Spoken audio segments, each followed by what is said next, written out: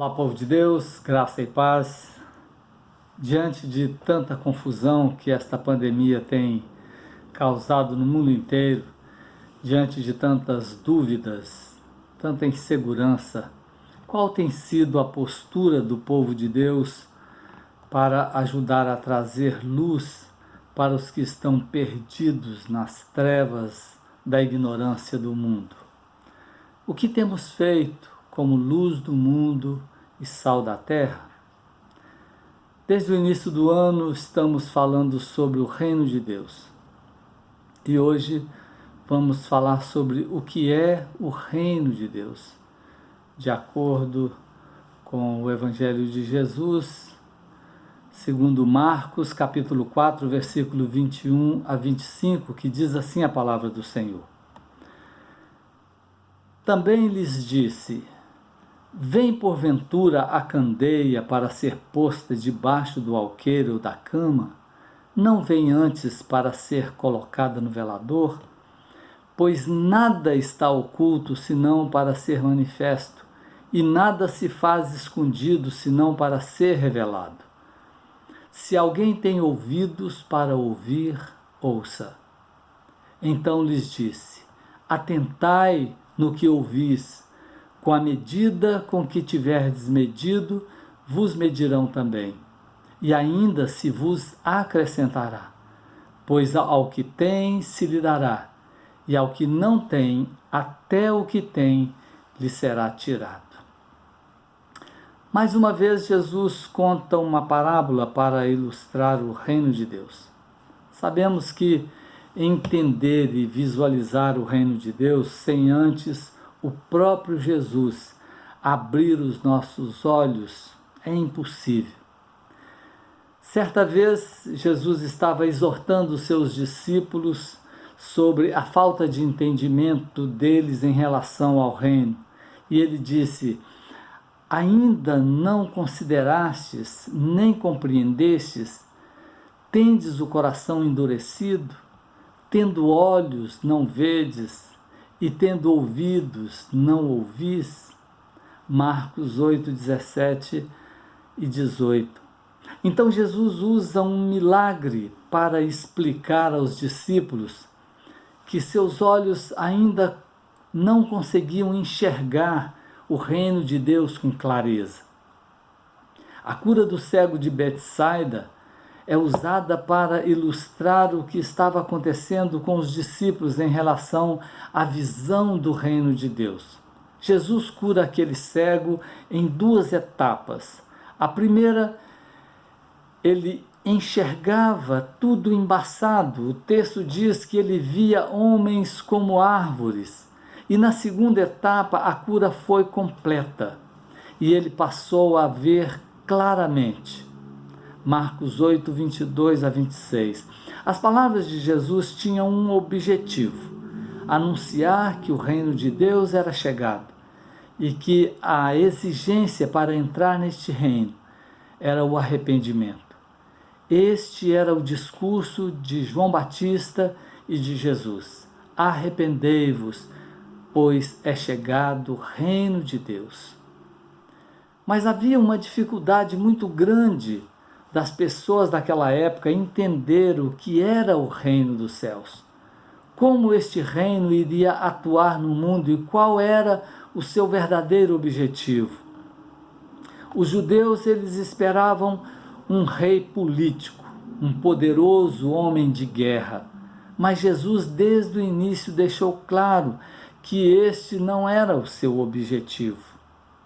Então Jesus fala àquele povo por intermédio de parábola. O objetivo das parábolas era para que aqueles, os eleitos, ouvindo, entenderiam. Porém, aos de fora, ou seja, aqueles que não foram escolhidos, vendo, vejam e não percebam, e ouvindo, ouçam e não entendam, para que não venham a converter-se e haja perdão para eles. Marcos 4, 12. Jesus estava repetindo o que Deus disse ao profeta Isaías: no capítulo 6, versículo 9 ao 10. O início do capítulo 4 diz que uma numerosa multidão seguia Jesus, mas o interesse deles não era conhecer o reino de Deus, e muito menos entrar e fazer parte deste reino. A maioria desta numerosa multidão somente queria tirar proveito dos milagres de Jesus, queria se alimentar na multiplicação dos pães, queria ser curada de suas doenças, mas não tinham nenhum interesse no reino de Deus. Tanto é que a maioria daquela multidão foi embora sem entender a parábola do semeador e nem tiveram interesse em saber o significado da parábola. Foram poucos que ficaram com os 12 para perguntar a respeito da parábola. Capítulo 4, versículo 10. Não era muito fácil entender, pois até aqueles que foram escolhidos por Jesus não estavam entendendo muito bem. O que não é diferente de hoje. As numerosas multidões buscam as bênçãos de Deus, porém não têm nenhum interesse pelo reino de Deus, porque não querem obedecer ao Deus da bênção. Jesus então profere esta parábola, a parábola da candeia. O versículo 21 diz: também lhes disse, vem porventura a candeia para ser posta debaixo do alqueire ou da cama? Não vem antes para ser colocada no velador? Neste versículo, Jesus compara o reino de Deus com a candeia. Candeia é uma espécie de lamparina, uma luz que tem a finalidade de iluminar o local em que ela está. Porém, se a candeia estiver debaixo da cama ou do alqueire, ela não consegue o objetivo pelo qual ela foi feita. A candeia precisa estar no velador. Jesus usa esta parábola para ilustrar o objetivo do reino de Deus no mundo, que é ser luz, revelar a vontade de Deus aos seus escolhidos, implantar suas leis através da palavra, ligar cada membro no corpo de Cristo e, como luz, dissipar as trevas. Mas Jesus diz que o reino de Deus muitas vezes está como uma lamparina debaixo da cama, uma candeia debaixo do alqueire. Ainda não foi revelada para muitos. Os discípulos só foram ver claramente, entender perfeitamente o reino de Deus quando Jesus ressuscitou e subiu ao céu. Quando o Espírito Santo desceu sobre eles no dia de Pentecostes. Por isso Jesus disse a Nicodemos que para ver o reino de Deus precisava nascer de novo. Precisava nascer da água, que é a palavra, e do Espírito para entender o reino de Deus e para entrar no reino de Deus. O propósito do reino de Deus é se manifestar a todos os eleitos, mas assim como os discípulos em primeira mão não entenderam, muitos ainda vivem na ignorância com relação ao reino de Deus. A luz do reino de Deus ainda estava como que escondida.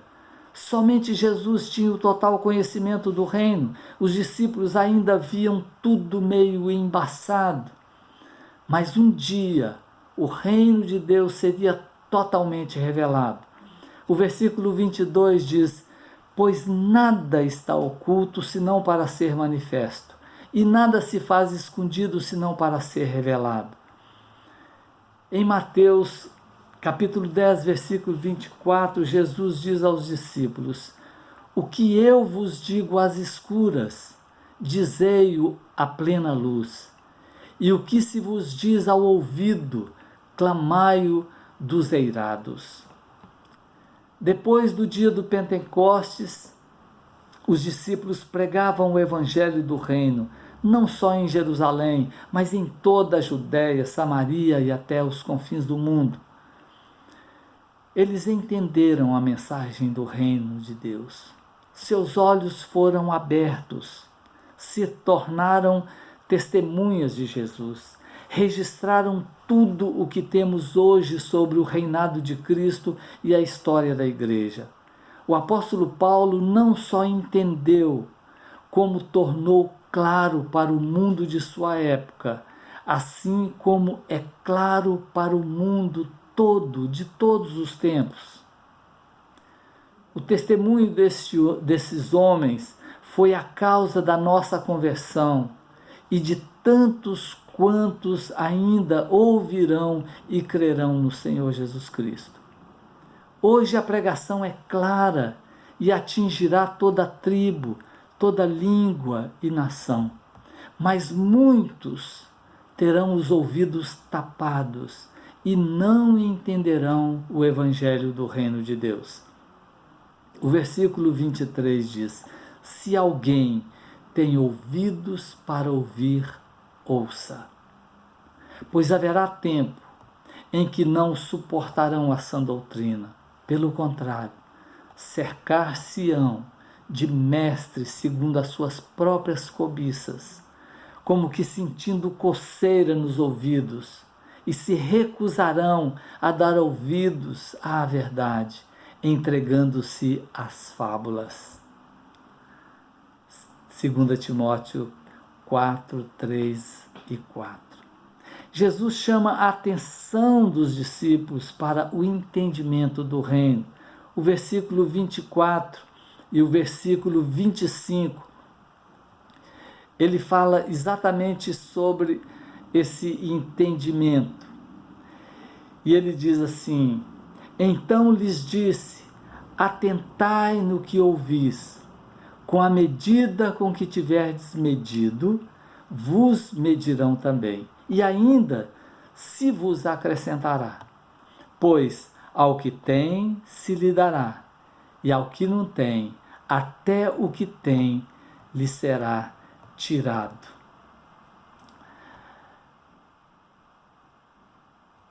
Esta é uma exortação aos discípulos. Atentai no que ouvis. Prestem atenção no que vocês estão ouvindo. Em breve, Jesus terminaria seu ministério aqui na terra e voltaria para o Pai. Os discípulos seriam os responsáveis para transmitir com clareza tudo aquilo que Jesus estava ensinando, até mesmo por meio de parábolas. O apóstolo Paulo foi mestre em desvendar os mistérios de Cristo e ensinar, principalmente aos gentios. A responsabilidade dos discípulos era transmitir com fidelidade o que Jesus estava ensinando. Atentai no que ouvis, com a medida com que tiverdes medido, vos medirão também, e ainda se vos acrescentará, pois ao que tem se lhe dará, e ao que não tem, até o que tem lhe será tirado. Os discípulos deveriam prestar atenção e ensinar fielmente o que Jesus ensinava. Eles receberiam de Deus na mesma medida que estiverem medindo, ou seja, teriam que fazer aos outros aquilo que Jesus estava fazendo com eles. Sendo fiéis, receberiam muito mais, pois ao que tem se lhe dará. Em Mateus 25, versículo 23, na parábola dos talentos, Jesus diz: muito bem, servo bom e fiel, foste fiel no pouco, sobre o muito te colocarei. Aquele que entendeu e semeou corretamente a palavra de Cristo, este será recompensado. E ao que não tem, até o que tem lhe será tirado. Aquele que entendeu, mas não semeou, não ensinou, não fez discípulo, até o que tem lhe será tirado, semelhante ao homem que recebeu um talento e enterrou. A este o Senhor dirá: Tirai-lhe, pois, o talento e dai ao que tem 10, porque a todo o que tem se lhe dará, e terá em abundância, mas ao que não tem, até o que tem lhe será tirado. Mateus 25, 28 e 29. Qual é a aplicação deste texto para nós hoje? A palavra do reino de Deus é uma luz que por algum tempo ficou escondida, mas a partir da ressurreição de Cristo e a descida do Espírito Santo no dia de Pentecostes, ela foi erguida e tem iluminado o mundo. É nossa responsabilidade anunciar aquilo que recebemos de Jesus. Mateus 28, 19 e 20, Jesus diz: Ide, portanto, fazei discípulos de todas as nações, ensinando-os a guardar todas as coisas que vos tenho ordenado. Fazendo isso, seremos recompensados, pois todo aquele que tem, se lhe dará. Mas aquele que ouviu e não obedeceu à ordem de Jesus, este será condenado, exatamente pela palavra que ouviu, e até a palavra que ouviu lhe será tirada. Se alguém tem ouvidos para ouvir, ouça. O reino de Deus já está aqui e não terá fim, subsistirá para sempre. Bem-aventurados pobres de espírito, porque deles é o reino dos céus. Bem-aventurados os que não viram e creram. Você faz parte do reino de Deus? Qual é a evidência que te define como súdito do reino de Deus? Qual é o sinal da sua vida, nas suas atitudes, nas suas palavras? Qual é o sinal do reino que demonstra? Qual é o sinal na sua vida, nas suas atitudes que demonstra que você está no reino de Deus? Que Deus abra completamente os nossos olhos para entendermos o Evangelho do Reino de Deus, para a honra e para a glória do nosso Deus. Louvado seja o nome de Jesus, louvado seja Deus. Vamos orar? Pai amado, louvado seja o nome do Senhor. Ó meu Deus, muito obrigado pela forma com que o Senhor nos ensina através da Tua palavra. Ó meu Deus, nos ajude a entender, mas nos ajude a colocar em prática na nossa vida tudo aquilo que nós precisamos fazer. Ó Deus amado, abra os nossos olhos, abra o nosso coração, a nossa mente, para entender sobre o Teu reino aqui.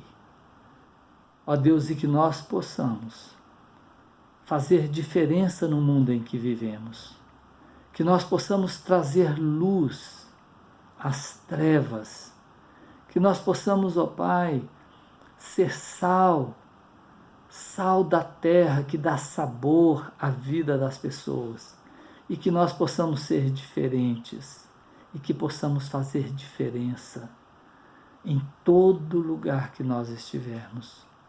Nós sabemos, ó Deus, que onde nós estivermos, aí está o reino do Senhor. Ó Deus, nos ajude a viver esse reino, a realidade deste reino. Cada dia mais, Pai, nos ensine para que nós possamos ter a plena comunhão, para que nós possamos ver claramente e poder anunciar o Teu Evangelho. Ó Deus, e levantar essa luz, essa candeia, para que ela possa iluminar, não só a nós, ao que estão ao nosso redor, mas a todos aqueles, ó Pai, a qual o Senhor nos colocou como influência. Ó Deus, e todos aqueles que estão sob os nossos cuidados. Eu louvo ao Senhor, agradeço ao Senhor, e confiamos no Senhor em todos os sentidos, porque eu sei que o Senhor é o nosso Deus soberano, que está no controle de todas as coisas. Por isso eu te louvo, eu te agradeço, no nome santo do nosso amado Senhor Jesus Cristo. Amém. Que Deus os abençoe.